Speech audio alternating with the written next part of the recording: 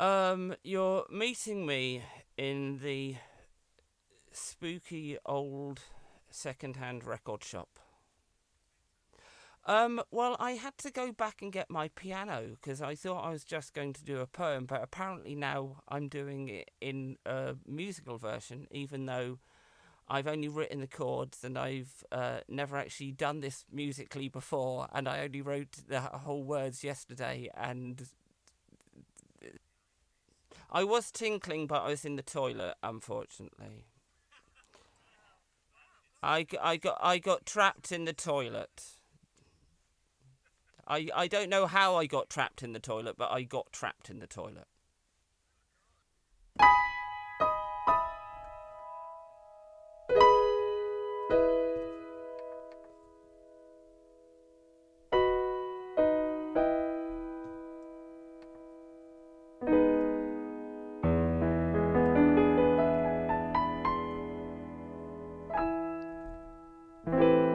A spooky second-hand record shop where everything you don't want to buy is in stock. Lived a little boy called Bobby with his grandfather so evil. He made him listen to Michael Bublé. Bobby's grandpa treated him so unpleasantly.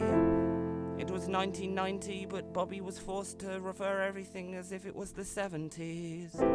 Second-hand underwear, hand-me-down toothbrush, really scratchy old toilet paper instead of a duvet. No games, no toys, just pain and despair. In the stockroom, Bobby slept in a bed made of tank tops and hair. His computer was an Etch-a-Sketch, his bath was a soda stream machine. Half his bedroom was taken up by his TV's black and white minstrel show shown on the screen. Bobby planned to save his money and build a new life and flee. But that would take too much because a house would cost at least 15p in 1973. So totally alone until one evening Bobby found a cassette player.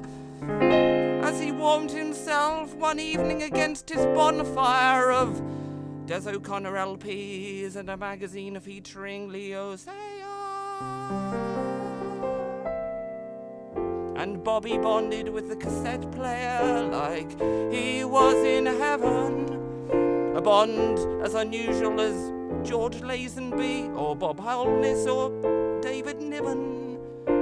Bobby took the cassette player everywhere except the toilet, and he knew his future had been given.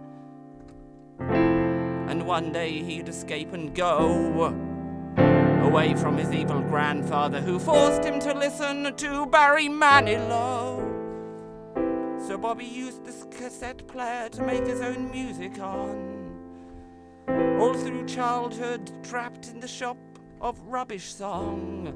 In a world of corduroy trousers, his tape player stopped him getting bored. And the music he made meant that he didn't need to think about the chords.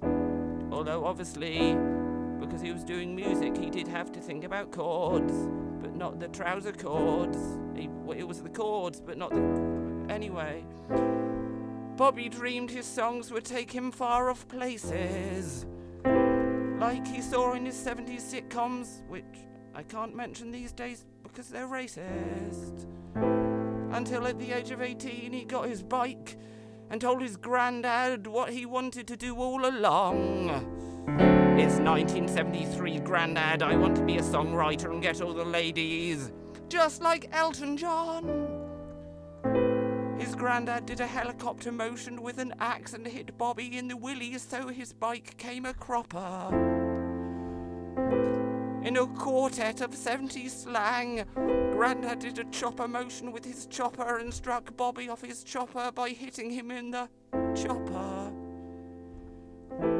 And as he fell off his bike, his tape player smashed against a blue nun and prawn cocktail and lava lamp receptacle, until it was broken like Jimmy Osmond's voice in 1979. Irreversible! Like Jimmy's testicle. Such a disaster made him hate his granddad and give him the heebie-jeebies. It was a tragedy, like when you lose control and you've got no soul. Like a tragedy when the morning cries and you don't know why. It was a tragedy, like sung by Bobby's favourite band, Steps. He was sadder than Watership Down, the Deer Hunter love story, and even more hysterical.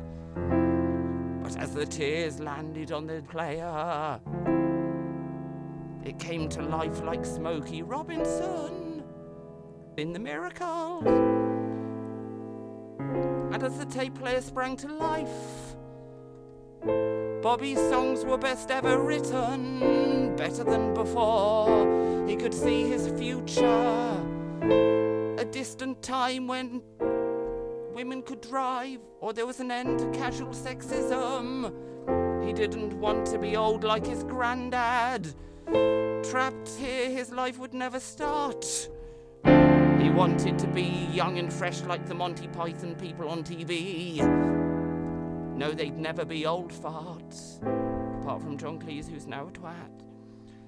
And as the tape player went round and round Bobby's eyes, that got him hypnotised. He didn't know whose idea it was, but with the tape player he made a pact. Whilst the tape player made tracks, if the tape player helped him get rid of his granddad, the tape player could really help Bobby really make tracks.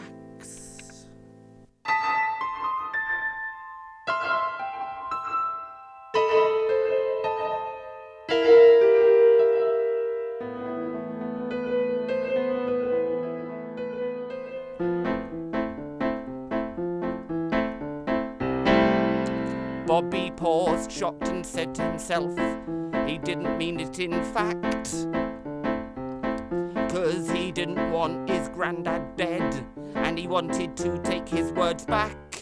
But we know ourselves that the tape player was listening. And in the morning, Bobby found his granddad was gone and his tape player somehow smiling. He first noticed his granddad's absence when the alarm didn't play Tom Jones singing Why Delilah. Bobby remembered the night before. His dream had come true, but how it happened he didn't ever have any chance of knowing. It was almost like some magical tape player could just delete time, rewind time, re-record time, rewrite time. Well, the whole point of this very rushed, slightly rubbish, and I didn't know I was going to set it to music, but slightly not totally shit poem. Bobby didn't believe, but at the last hope turned to his tape player and said, "Undo this travesty!" At which point the tape player suddenly played the Carol King classic, "It's Too Late, Baby." Which, that's a baby travesty, that is too much of a... Well, anyway. Oh, wait! Bobby didn't believe it. In his last hope turned to the tape player and said, "Undo this travesty." At which point the tape player suddenly played the Carol King classic, "It's Too Late, Baby," from the 1971 album Tapestry. Bobby didn't want to be sharing anymore with the tape player. He wanted his future sunny, but it scared him. But like 1977, if his future was sunny, it wasn't going to have any sharing. Basically what I'm saying is when the cassette deck was around, Bobby couldn't relax because it had shown that it was not only a bit of a player, but now it was gone off the tracks.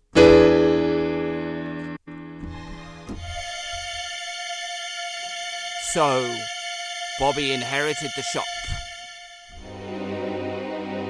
70s stuff and all that's made his future brighter, because now, with the 70s in fashion, he could cash in, and this paid for Bobby to be a songwriter. But whilst he used the tape player, he got a separate mic and a separate speaker and a hard drive. So whilst the tape player was there, it was now no use at all, just standing around like the 4 shit members of the Jackson 5. The 5 shit members of the Jackson 5. And as it came unused, the tape player got furious and jealous and hateful and nasty. It got rid of the grandad like Bobby asked, but now it was consigned to the past and made as obsolete as David's soul and his hutch without a rabbit. Then the day came when Bobby had to leave the tape player in a drawer, and the tape player broke out with its rage at last. Bobby didn't mean it, but he just didn't need it. He didn't need the tape player anymore for this one Spook Town podcast. And the podcast happened, and the song, stroke poem, which he didn't plan to do as a song, but now for some bloody reason is a song, was done, and amazingly his career spiraled. Fame grew and opportunity too, and I'm not sure if we should use this phrase anymore, but Bobby went viral. But as Bobby got more and more burning, seething in the drawer, the tape player raged with jealous fire. Watching Bobby's success beyond compare, Bobby became a millionaire. More famous even than Ted Rogers, who's the 70s version of Michael McIntyre.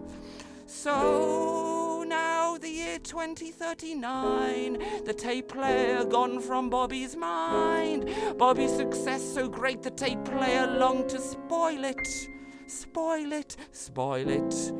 The tape player finally got his day as Bobby was clearing stuff away and put the drawer open as he went to go to the take a shit.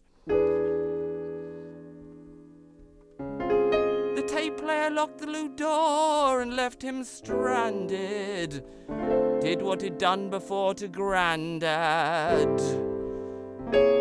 Paused, and to the time of the Spooktown podcast rewound. And yes, you won't believe it, but you'd have to be there when he did it, as for a moment you would hear a subtle, almost unnoticeable, soft, time-changing, tape rewinding sound.